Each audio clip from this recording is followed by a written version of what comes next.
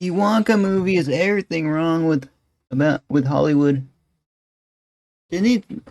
So this channel, like, it does good at like talking about movies. Like, yeah, I think we reacted to their last video and they were talking about how about this movie. So we know a little bit about it. I think they made the video, maybe it was someone else, but let's check it out. Wonka is the latest in a long line of unwanted Hollywood remakes. Well before it came out, the film split audiences for a ton of different reasons. Alright. Someone said, only thing weird is how they took this in a more magical direction. Even adult Wonka hasn't perfected fizzy lifting drink, and all of his inventions had strange side effects. Younger Wonka seems too perfect. There's the dubious casting of Timothée Chalamet as Willy Wonka for one, but also the fact that the movie is so... They said dubious casting? What? Alright. I'm sure he'll explain in detail. We're only 11 seconds in. ...connected to the original, making it just seem like another Hollywood cash grab. But even if you enjoy it, the motive behind the movie is still kind of wrong. In fact, it's the very thing that the original tried to warn us about. And to understand why this remake is so creatively bankrupt, we need to understand what made the original work. And in 2 words, it would be Gene Wilder. But obviously, it's a little bit... I mean, I wish we...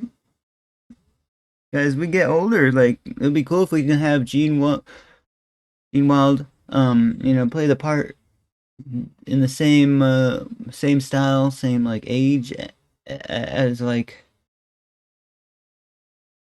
they did in the first version, but I'm not sure if they filmed a sequel.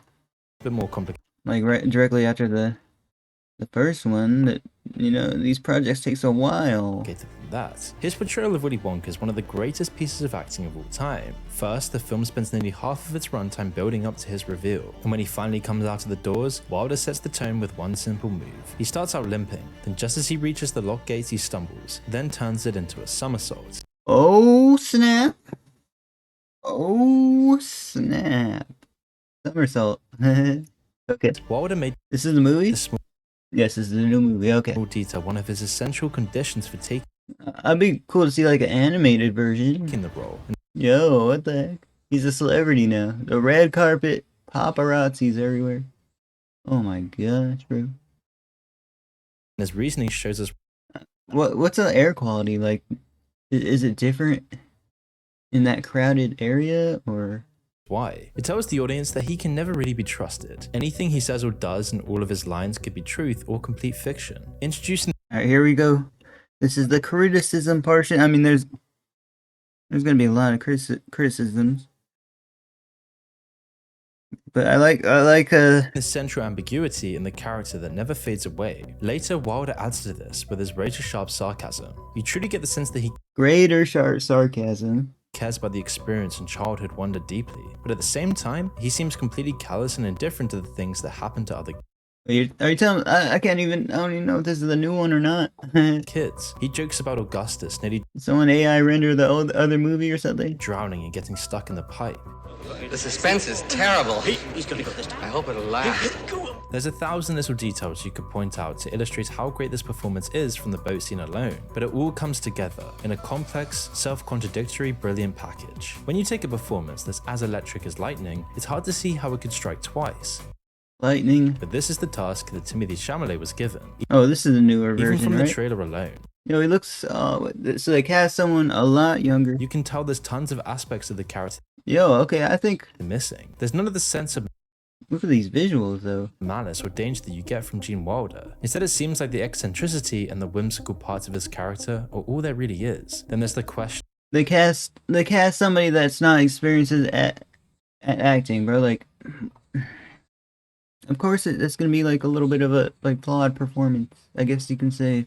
Of whether Timothée Chalamet can even live up to this. The standards are so high, and it seems like he really failed here. I mean, he didn't even need to audition for the role either, getting it solely on name Didn't audition. recognition and reputation. Wait, he has the YouTube video. Oh snap, bro! I can get a job. I can make more money off the YouTube videos I post. Let's go, let's go. Alone, which explains why he just doesn't come across in the right way. That's how Justin Bieber had to start. I mean, That sounds like everybody had to start.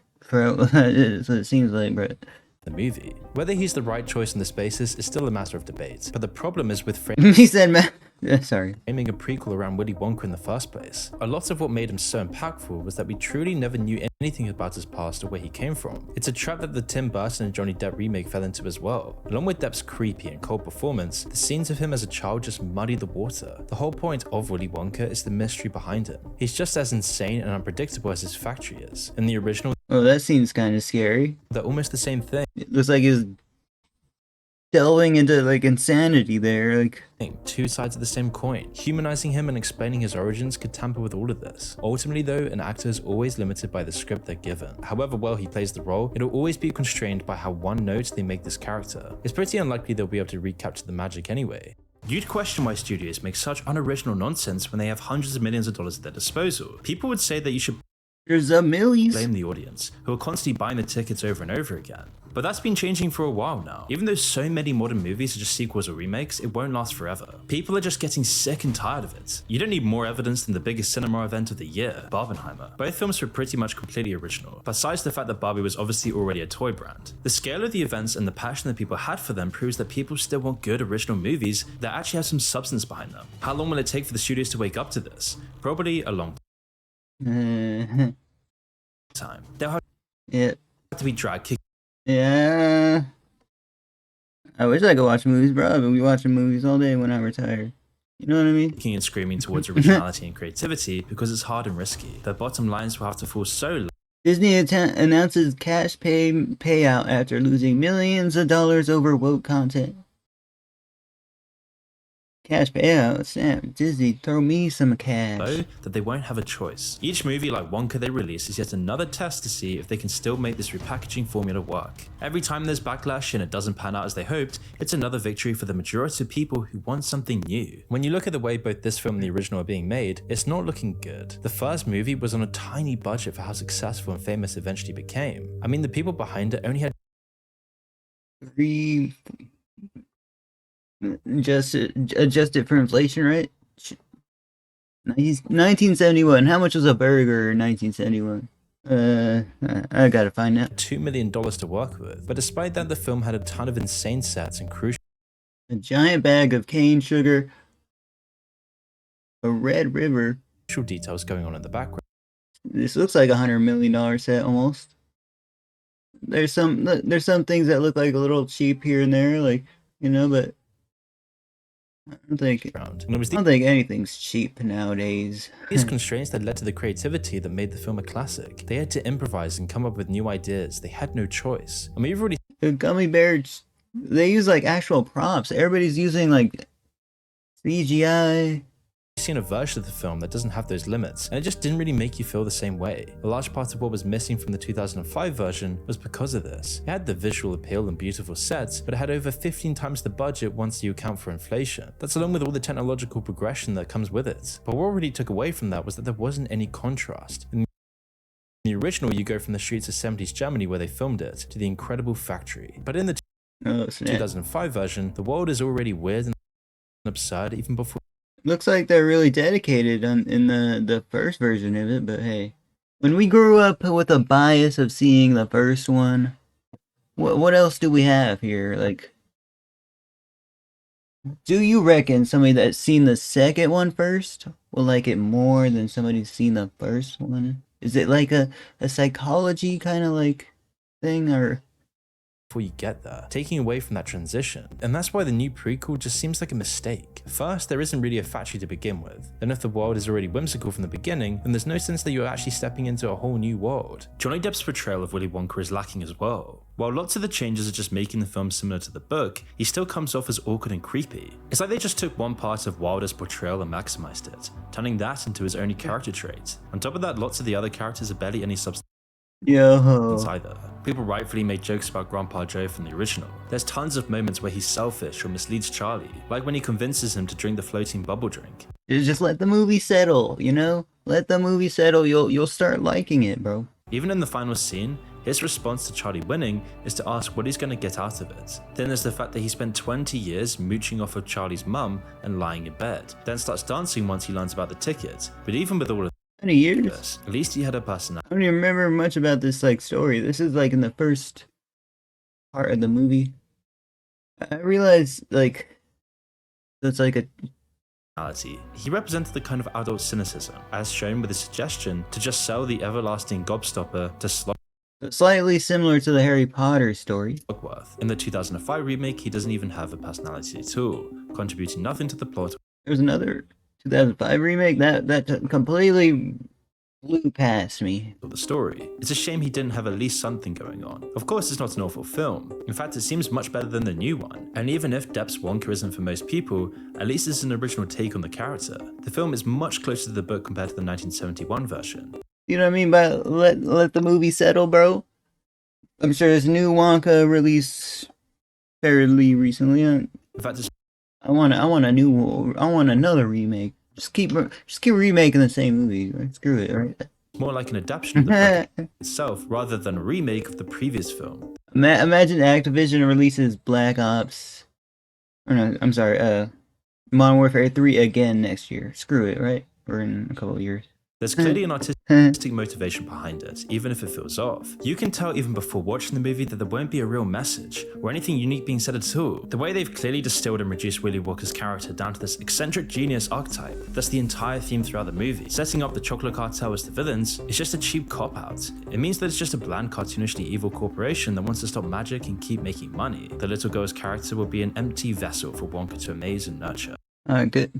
Alright. And it's all formulaic to make sure that it translates for international markets and for the lowest common denominators.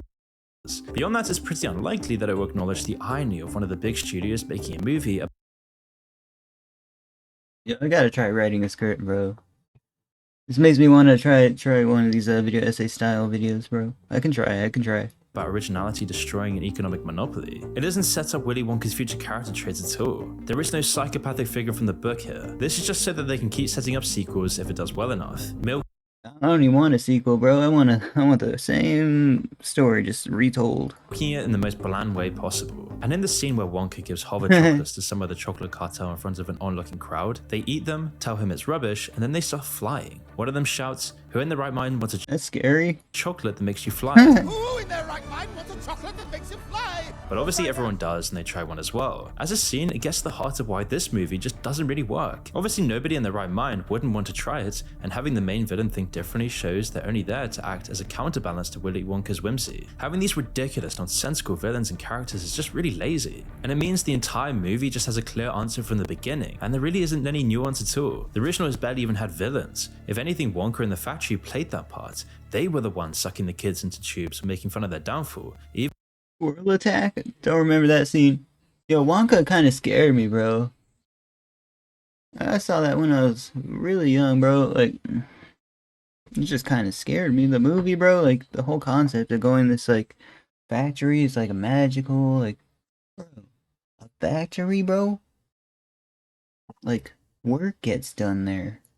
Even if it was completely deserved. This is why, even with all its flaws, the 2005 version is so much better than the modern prequel. Even the concept of the prequel is just all wrong. Centering the entire film on Willy Wonka alone just takes away the magic. His mysterious background and origins are gone. Instead, trying to add nuance and depth to the character, he's become a completely sweet, whimsical shadow of Wilder and Depp's betrayals. Without the threat and the danger, one of the most interesting and complex characters in children's fiction becomes something entirely mundane once again. Yet another cash cow icon. And it's a choice that mirrors the entire concept I understand completely what you're conveying here. of the movie, taking the parts of the story in the film that fit into the modern Hollywood mold and cashing in. It doesn't matter that it's just stealing ideas from the previous generations, but it's even worse when you consider The amount of, like, you gotta, like, if you want to make a video like this and not get copyright claimed, like, it depends if they, like, put it in the content ID, but you gotta, like, do some, like, super, like, splicing, like, a lot of splicing, and, yeah. the story that they're stealing from. Or it just depends how content ID functions. Dang it, man. I wasn't trying to pick out my lips, but I get anxious.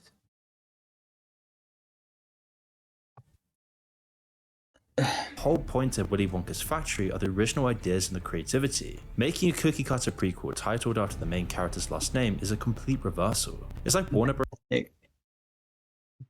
Cookie cutter prequel. It's a prequel? Bros saw Slugworth and decided to follow his example instead. In Yeah, I'm waiting for the remake. the original movie, there's this constant tension within the message. We're shown all these spoiled kids made rotten by always getting what they want. Then Yeah, that's what scared me, yo.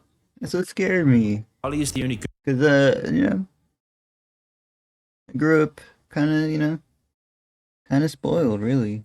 one, who struggled for everything he's ever had. Charlie's mum tries to bring him down to earth, telling him that he probably won't ever win the ticket and that good things will happen eventually when he least expects it. But then the last lines of the film are about how the good boy who got everything he wanted lived happily ever after. It seems to contradict the people we've That's good. seen who did have everything they wanted and how awful they truly are. On top of that, the whole factory is like a consumerist industrial fever dream. Free labor from the Oompa Loompas is used to create temporary pleasure and escape from the masses. The richest man in the entire city is the one exploiting the people's depression, using their instant gratification to create ever more greed. That's why Charlie's only joys in life are the chocolate About candy. bars and the dream of moving up. And there's a good chance this is all just another of Wonka's tricks. The whimsical factory isn't fake, it's confirmed by his office in the original film. Despite not being for the public or even being part of the tour, everything has been divided in half for no reason. But the idea that this means Charlie will live happily forever just doesn't really fit. There are some indications that Wonka isn't just a greedy baron. He did make the everlasting gobstopper. Baron. I don't know what Baron means, but Red Baron is a pizza. Imagine someone needs to make a candy like this. Saying that it will let even the poorest children always have something. I'll make a candy like that. That looks so cool. This is nowhere to be found. Like, I think this was professionally made. Like, I don't think that's edible. Like, Sweet. But we never see him selling them, and he insists that the recipe is kept secret so that nobody else can make them. It even extends outside of the film itself. The original was only made to promote a new candy bar being released by Quaker Oats. Of course, it doesn't detract from the movie. The Wonka bars that they did make barely sold at all, and the marketing stunt behind the production was a complete failure. But the art they made to go along with it far outlasted the product. It's like Warner Bros. Completely missed the That's a mystery machine. text with this prequel. Instead of being made to promote a product, the new version is the product. It's going to be as sweet and temporary as a chocolate bar. The only intention behind it is money. The studios see these timeless stories as easy prey, just like the Snow White disaster, and that means the marketing can be vague, as everybody already knows the property, and it's much easier to get the idea past a boardroom rather than going to the trouble and risk of making something entirely new. Then you'd have to That's true. explain the story and the ideas behind it. It's the reason why so many of these films come out, despite the fact that barely anybody wants to see them anymore. And remakes and retelling can work, I want to see them just when I retire, fam. but you need a fresh Wish we could do like a watch party perspective as on like these cinemas. well to respect the source material. Ignoring However, I would need to pause a lot, I think. all of this and adding in a watered down Willy Wonka and a ton of template characters isn't new. Every time studios do this, they erode the audience's interest in these sorts of films just a little bit more. And sooner or later, they won't be able to get away with it anymore. Then maybe we'll see more than a couple of original blockbusters every year. There's a reason behind why studios have done this, shifting so many resources to just rehashing the same ideas over and over again. As the industry has progressed over the past decade or so, we've seen medium budget films It just like everything's going so fast now, right? It's kind of overwhelming me, bro. Cause like you guys are helping me out a ton. And wow, look at this scene right here. That's it. Like, bro, it's like they recreated society. It's kind of scary, right? dry up. Big studios just don't seem to make them anymore. Streaming is Like, look at the power in that camera. part of the reason for this. When there's so much content at your fingertips, there isn't a reason to go to the cinema anymore unless it's some big event. If you wanted to make a medium budget film today, it would have to go on Netflix or one of the other streaming platforms, and even then, it's pretty unlikely it will ever make a profit. Those films still exist, of course, but they're in decline. Nope, in cinema soon. What's this one about? You'll generally get much further They make the pitching a TV show in that case anyway, and that leaves two options for low budget and mid. films today, either small independent films on a very low to non-existent budget, or the massive 150 Or you're gonna make me a filmy. Is that the proper term? You're gonna make me somebody that's a fanatic of film again, bro. $50 million minimum films that we're seeing today in the truckload from big studios. With Warner Bros. Investing so much money and time into these films, they're gonna take the safe option every single time. Look at Only it, bro. a few directors like Nolan or Scorsese have the recognition to get past this filter and actually do something unique. And Scorsese still had to turn to Netflix to make The Irishman. It's awful for films in general. The first and most obvious result is that it leads to films like Wonka, which are taking pretty much no risks whatsoever. Along with the unoriginality, you barely get any Wonka. new actors being able to get into films. Without mid-budget I'm sure everybody wants to, get that $1 role.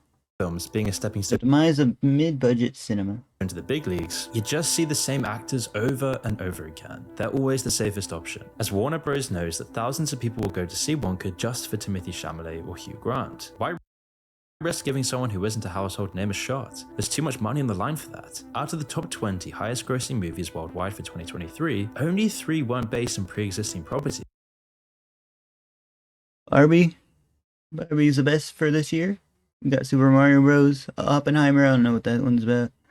Of course, there's a Marvel Universe one. Another Fast and Furious, of course. Spider-Man. Those are kind of frequent. A few Asian films, and we got Little Mermaid. One was Oppenheimer, a Nolan project so he could get away with it. Another is Elemental, another Pixar film that's incredibly similar to their previous ones. And the third was Sound of Freedom, which is at the bottom of the list. The tides might be changing, but it would take a lot more box office flops before we see any real progress. The worldwide market is another problem here. With so many billions that these studios now want to sell their films to, it makes that much more likely they'll go for the broadest appeal possible. Plots that are too Hollywood zooms in on China's film market. complicated or layered can't actually be considered because they might not translate into another language or culture. It's why action-heavy movies are everywhere at the top, because a big CGI fight doesn't need any context. And the Wonka movie is just another way to explore this tired formula. If all the magic is expressed through CGI set pieces, then it will play well. Yeah, CGI. It's lazy work, but it's not lazy work. You know what I mean? Whether you understand the point of it or not. And if It's a lot of work, bro. Hands down. that's the main focus, then what's the point in having a point at all? So if it isn't clear already, there's no point in seeing Wonka. Every ticket that people buy just confirms the big studio's plan So there's the Wonkaverse now. Okay, keep making sequels. Keep making prequels. Screw it, bro. to keep releasing the same movies over and over again. I'm just happy they're doing stuff. It delays Like the work and stuff, bro. Like, screw it. process is something new coming out of the deadlock we're seeing right now. And despite all the pressures working against them, the mid-budget movies that do come out have been performing well. Godzilla Minus One is a great example. With just No, I need 3 more Wonka movies within the next 20 years. $15 million, Toho made a far better movie than anything that's come out of Disney recently. It's like a vision of what they should have done with Wonka. Instead of just ignoring what made the original films it's based on great, they built on it. It isn't based solely on the visuals or the fights, although they are amazing considering its budget. What sets this movie apart is its soul, and the social commentary they've injected into it. Godzilla isn't the hero like some more recent movies, he's a living embodiment of destruction and terror. That was what gave the original power, the allegory behind it and the dread it inspired. Instead, Sheesh. modern Hollywood remakes That's really cool. What? I'm getting spoilers, man. take the surface level Anyways, thank you for watching. Like, comment, subscribe. Check out Moo in the description. Peace out. The definition of doing something over and over, no matter how successful it is called insanity. Disney is at the deepest depths of this. Disney think. Anyways, thank you for watching, fam, and I'll see you next one. That's what someone said in the comments. Peace out.